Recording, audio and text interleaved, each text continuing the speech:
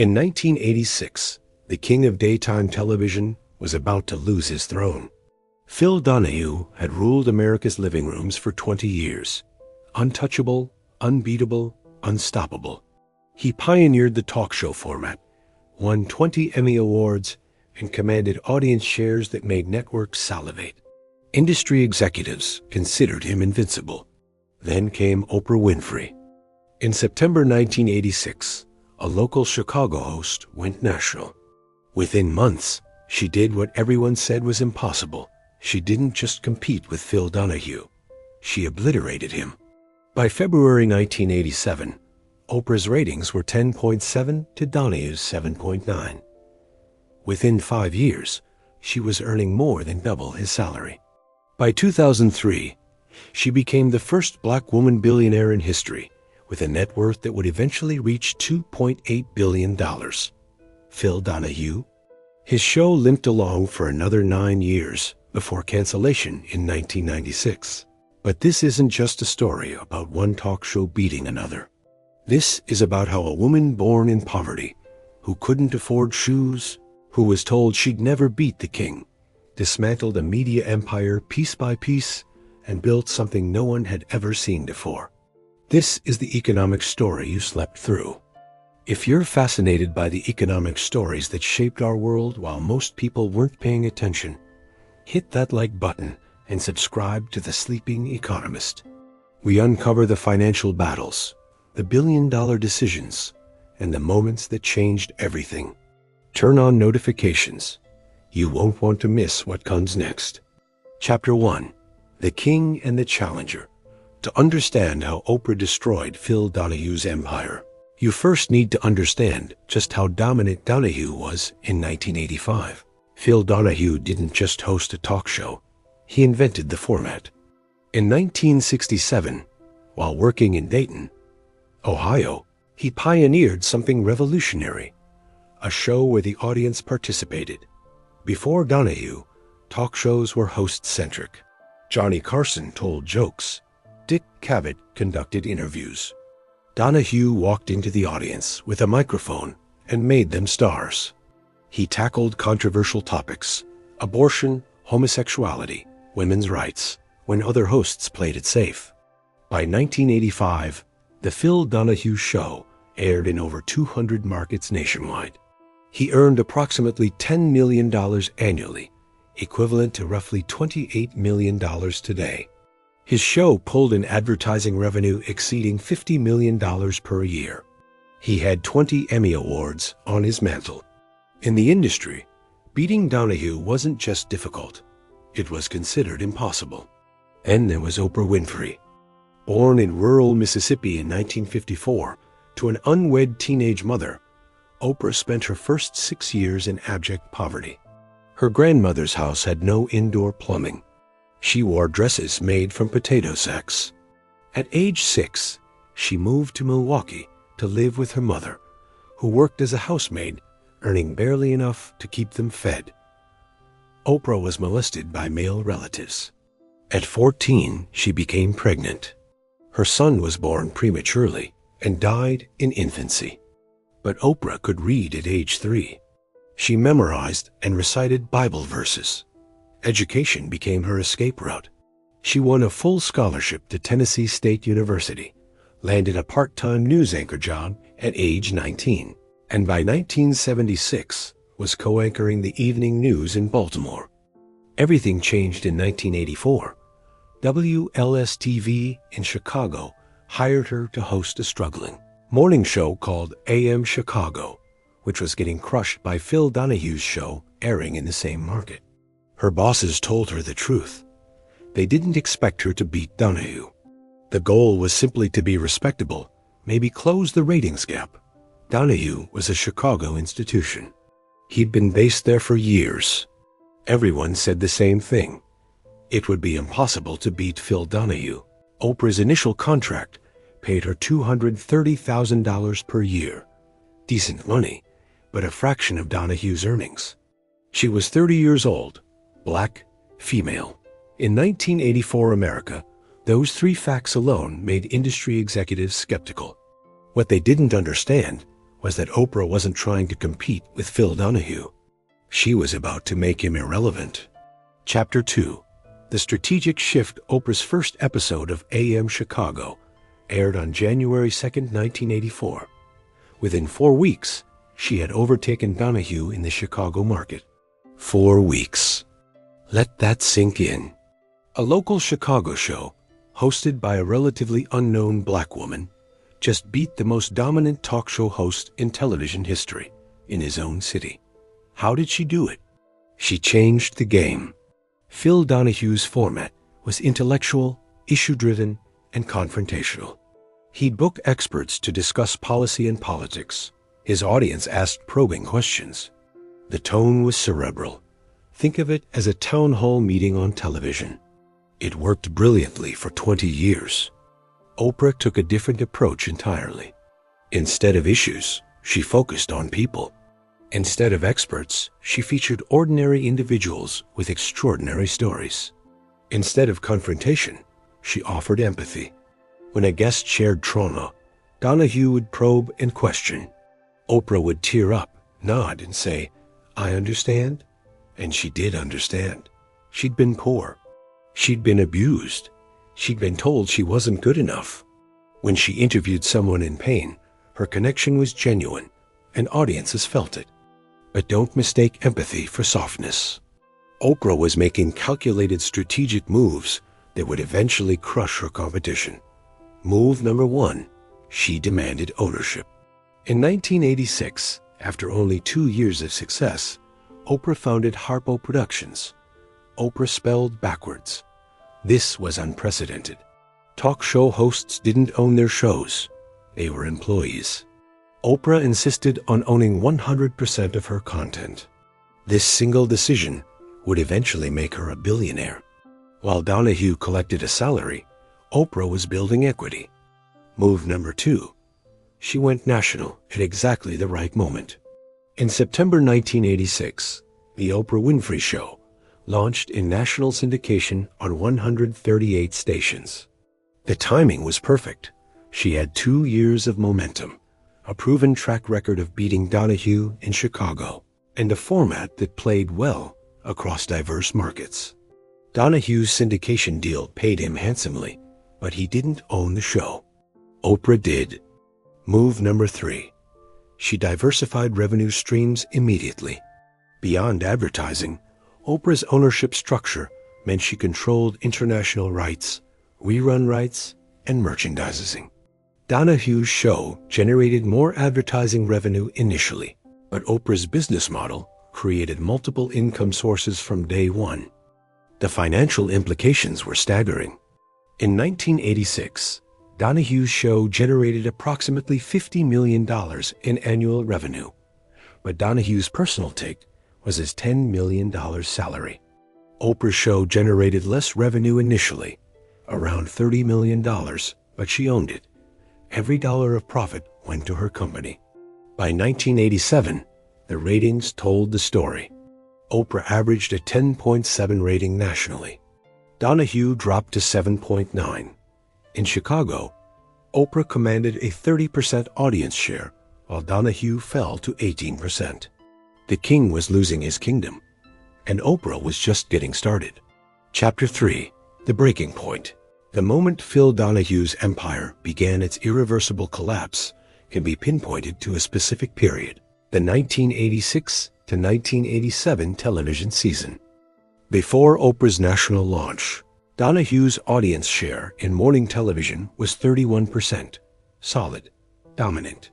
By February 1987, just 5 months after Oprah went national, his share had dropped to 27%. Meanwhile, Oprah had captured a 10.7 rating and was climbing. The New York Times ran an article in February 1988 titled "Donahue versus Winfrey, a clash of talk titans," acknowledging what everyone in the industry already knew. The battle was over, and Oprah had won. But why did Donahue fall so dramatically? The answer lies in audience demographics and advertiser preferences. Oprah's audience skewed younger and more female than Donahue's. She pulled in women aged 18 to 49, the most valuable demographic for advertisers selling household products, beauty items, and consumer goods. Donahue's audience was older, more male, and less appealing to sponsors. As advertising dollars followed Oprah's demographics, networks began pressuring Donahue to change his format. He tried. In 1990, Donahue broadcast a woman's facelift on live television, hoping to capture Oprah's emotional, personal storytelling approach. It backfired spectacularly. Critics called it exploitative. Audiences found it disturbing. The stunt reeked of desperation, and it was desperate. Donahue was watching his life's work crumble in real time. The financial damage was catastrophic. By 1989, Oprah's show was generating over $125 million in annual revenue. Her personal earnings exceeded $25 million per year. Donahue's show, meanwhile, was bleeding viewers and advertisers. In 1991, his former home station in Chicago, WGN, dropped The Phil Donahue Show due to low ratings. Let that sink in. Donahue was dropped in Chicago, the city where he'd been king, because he couldn't compete with Oprah. Donahue tried relocating his show from Chicago to New York in 1985, hoping a change of scenery would revitalize his brand. It didn't work. By the early 1990s, his ratings were in free fall. Stations began dropping his show in market after market. In June 1987, the Desert Sun newspaper reported that Oprah dwarfs Phil in television ratings, noting that while Donahue's ratings had declined, the real story was Oprah's explosive growth. The breaking point came in 1996. After 29 years on the air, Phil Donahue announced his retirement. The official story was that he was retiring by choice, on his own terms. The truth? He was being canceled. His ratings had collapsed. He'd gone from an invincible titan to an aging relic in just 10 years. Oprah Winfrey had crushed Phil Donahue, and the empire she built on his ruins was worth billions. Chapter 4. The Financial Fallout. Let's talk about the money, because that's where this story gets truly staggering. By 1993, The Oprah Winfrey Show was the highest-rated talk show in television history. It aired in 212 markets, reaching 99.87% of U.S. television households. The show generated approximately $300 million in annual revenue. Since Oprah owned Harpo Productions outright, she captured the lion's share of profits after production costs.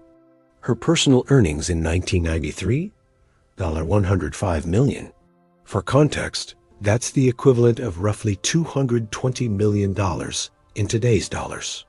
She wasn't just the highest paid woman in entertainment. She was one of the highest paid people, period. Meanwhile, Phil Donahue's show was canceled in 1996. His final years on air saw revenue collapse from $50 million annually to less than $20 million. His personal earnings, once $10 million per year, had likely declined to a fraction of that as stations dropped his show and advertisers fled. When the show ended, Donahue walked away with his legacy intact, but no continuing revenue stream. He'd been an employee, not an owner. The wealth gap between Oprah and Donahue illustrates a fundamental business principle. Ownership creates generational wealth. Salaries create comfortable lives. By 2003, Oprah Winfrey became the first black woman billionaire in American history. Forbes estimated her net worth at $1 billion, driven primarily by her ownership of Harpo Productions and the accumulated profits from The Oprah Winfrey Show. The show's syndication fees alone, the money local stations paid to air her show, generated over $200 million annually at its peak. But Oprah didn't stop there. She reinvested her profits into multiple revenue streams. Film production. Harpo Films co-produced The Color Purple, 1985, Beloved, 1998, and Selma, 2014. These films generated hundreds of millions in box office revenue. Magazine publishing. The Oprah magazine, launched in 2000, reached a circulation of 2.4 million at its peak, generating over $140 million in annual revenue. Cable networks.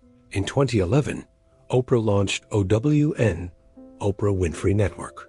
Initially unprofitable, OWN eventually became successful after Oprah sold a majority stake to Discovery Communications for an estimated $70 million while retaining creative control.